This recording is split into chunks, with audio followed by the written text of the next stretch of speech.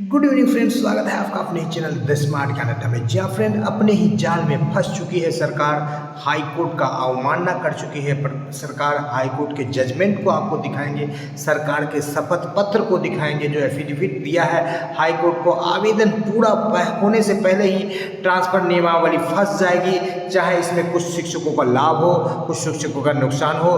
जो दूर दराज के हैं, जो नहीं जाना चाहते हैं, जो जाना चाहते हैं, उनके लिए कुछ दिक्कतें हो जाए, लेकिन ये जो नियमावली है फंस जाएगी। और हमेशा पब्लिक डोमेन में माहौल बनाकर रखना चाहती है सरकार। इसके पीछे ये वजह है कि सरकार चाहती तो ट्रांसफर के बजाय, बीपीएससी एग्जाम के बजाय जो है प्रमोशन देकर के शिक्षकों को प्रधानाध्यापक बना सकती थी। सभी शिक्षक दक्षता और पात्रता परीक्षा उत्तीर्ण थे, लेकिन सरकार को यहाँ पर सिर्फ पब्लिक डोमेन में बने रहने की बात निकल करके आ रही है। और वो चाहती तो उनको एरियर भी देना पड़ता, जहाँ पर प्रमोशन मिल रहा है, प्रमोशन के द्वारा प्रधानाध्यापक बनाते तो। लेकिन ये वही भी शिक्षक रहेंगे जो नियोजित से चले जा करके बीपीएससी बनेंगे, 1000-2000 वेतन बढ़ेगा।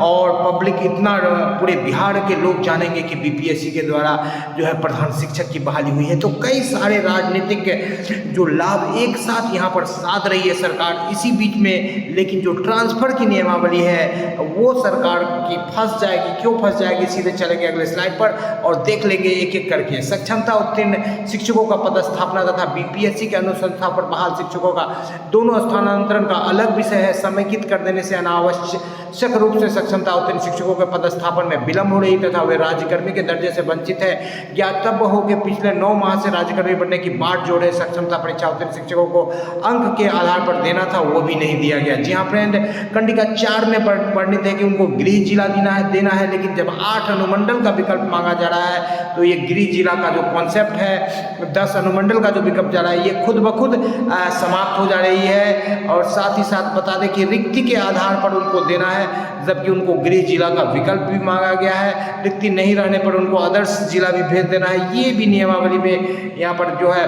उनका फुलफिल नहीं हो पा रहा है। यहाँ पर देख लेते हैं 1729 दिनांक 7/10/2024 के साथ में प्रावधान था कि पुरुष शिक्षक अपना गृह अनुमंडल नहीं देंगे, जबकि ज्ञात हो कि बिहार में कई जिले ऐसे हैं जहाँ केवल एक ही अनुमंडल है। तो ये सारी बातें निकल करके आ रही है और कई सारी ऐसी विसंगतियाँ हैं। आपको दिखा देते हैं कोर्ट के उस आदेश को, उस जजमेंट को, जिसमें कि बिल्कुल ये बातें क्लियर कट कही गई है कि जो नियोजित शिक्षक हैं वो चाहे तो नियोजित बन करके रह सकते हैं। या 28 पेज का ये जजमेंट था, उसमें देख लेते हैं क्या कुछ कहा गया है। Even those teachers who qualify can exercise an opinion to remain as Niyojit teachers. There is absolutely no prejudice caused to the teachers if they appear in the examination, and it is up to them to join in the exclusive cadre or remain as Niyojit teacher. यहाँ पर पूरा बिल्कुल स्पष्ट कहा गया है कि वह उस शिक्षक के ऊपर रहेगा कि वो नियोजित बने रहें या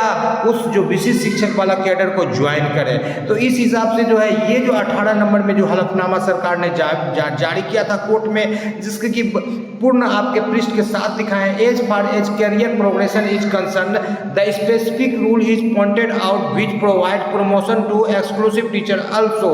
और उससे प्रमोशन का भी बात है। The learn advocate general points out that state school teacher rules 2023 specifically prohibits appointment by any other method and any event in provision under the local bodies rule 2020 to appoint has to be initiated by the administrative department of the state. None can say that appointment are to be considered under नियोजित scheme as per the local body 2020।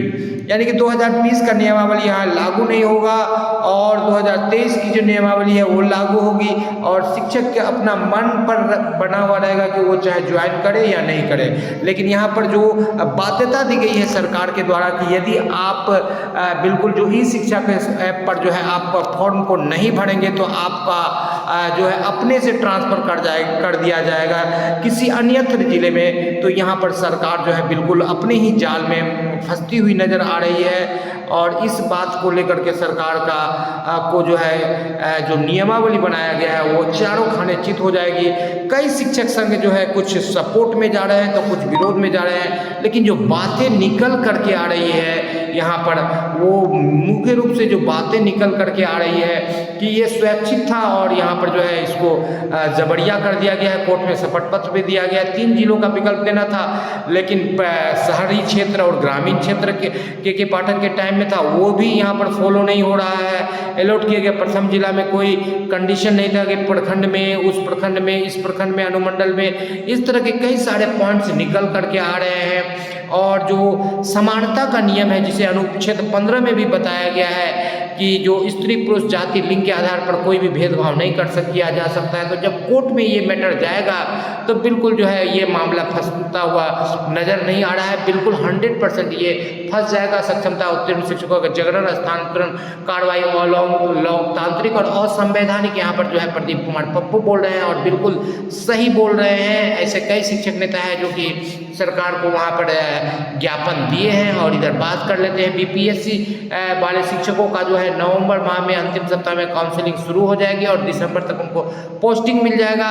और इधर जो है प्रशिक्षण पूर्ण करने वाले जो बीरबल तिथि से ग्रेड पे अरवल जिला में दिया गया, ये सारी चीज़ों को प्रदेश स्तर से सरकार नहीं निकालती है। चाहे प्रोन्नति की बात हो, चाहे बीरबल तिथि से ग्रेड पे का बात हो, क्योंकि प्रोन्नति पर काफ़ी ज़्यादा जो है 15 अरब की राशि जो है उनको एरियर में देना पड़ेगा। और जो बीपीएससी का एग्ज़ाम है वो एग्ज़ाम जो है उनका ध्वस्त हो जाएगा, क्योंकि उससे ज़्यादा 31,320 तक का मूल वेतन जो है शिक्षकों को मिल जाता है प्रमोशन से, और अभी 30,500 में ज्वाइन करवा रही है। ये भी जो है एक दिक्कत वाली बात निकल करके आ रही है, जिसका कि समाधान से प्रधान शिक्षक प्रधानाध्यापक के वेतन में बढ़ोतरी करके सरकार कर सकती है, जो कि आने वाले भविष्य में उनको करना ही पड़ेगा जब लोग कोर्ट जाएंगे। और समान प्रशासन विभाग का जो नियम है कि बढ़िए पोस्ट का वेतन कनिए से कम होगा, इस पर जो है वो चारों खाने चित हो जाएगी। जी हाँ फ्रेंड, 3 विकल्प अनिवार्य रूप से देना है, लेकिन ये जो विकल्प है ये चलेगा नहीं किसी भी हालत से। ये आप जान लीजिए, द स्मार्ट ज्ञान अड्डा आपको निश्चित रूप से कह रही है, भले ही कुछ शिक्षकों को इससे लॉस हो जाए या कुछ शिक्षकों को लाभ हो जाए, लेकिन सरकार जानबूझ के पब्लिक डोमेन में बने रहना चाहती है कि मैं बहाली कर रहा हूँ। 40,000 50,000 नियोजित शिक्षक जो है TRE 1-2 में चले गए, यहाँ सीट खाली हुआ, फिर प्रधानाध्यापक में चले जाएंगे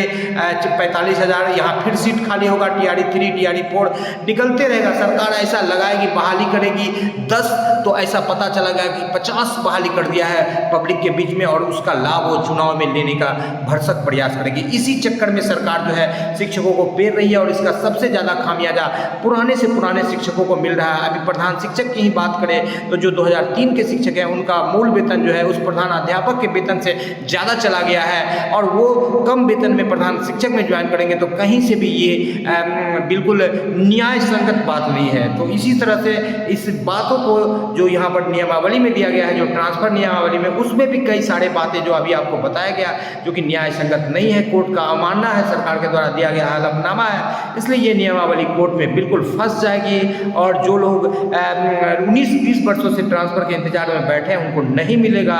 सरकार चाहती तो स्वैच्छिक ट्रांसफ़र दे करके इस मामले को रफा दफा कर सकती थी, लेकिन सरकार मामले को सिर्फ और सिर्फ फंसाना चाहती है और पब्लिक डोमेन में बना रहना चाहती है। इसके अलावा सरकार का कोई भी शिक्षक का हित से कोई उनका लेना देना नहीं है। जी हाँ फ्रेंड, वीडियो पसंद आ रहा है तो लाइक कर दें, चैनल पर नए या अब तक सब्सक्राइब नहीं किया तो सब्सक्राइब कर दें।